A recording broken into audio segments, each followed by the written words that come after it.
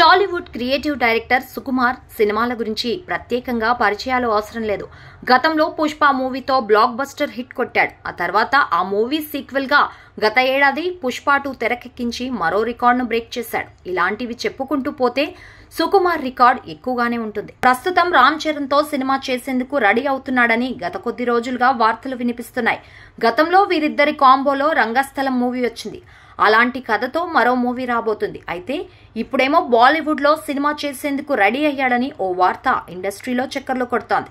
Sukumar Bollywood Badshah Shahrukh Khan combination లో ఓ cinema రాబోతున్నట్లుగా కొన్నాళ్లుగా వార్తలు వినిపిస్తున్న సంగతి తెలిసిందే.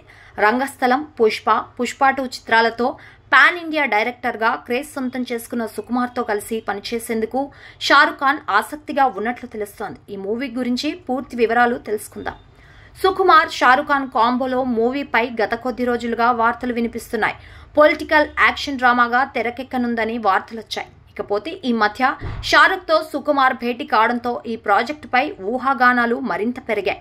ఈ చిత్రాన్ని మైత్రి మూవీ మేకర్స్ బ్యానర్ నిర్మిస్తోందని టాక్. దాదాపు 300 కోట్లకు పైగా బడ్జెట్ పెట్టే అవకాశాలు ఉన్నట్లు సమాచారం. ఈ బడ్జెట్ లో సుకుమార్ రెమ్యూనరేషన్ కాస్త ఎక్కువగానే ఉందనే వార్తలు వినిపిస్తున్నాయి. ఈ మూవీ గురించి పూర్తి వివరాలు త్వరలోనే తెలిసే అవకాశాలున్నాయి.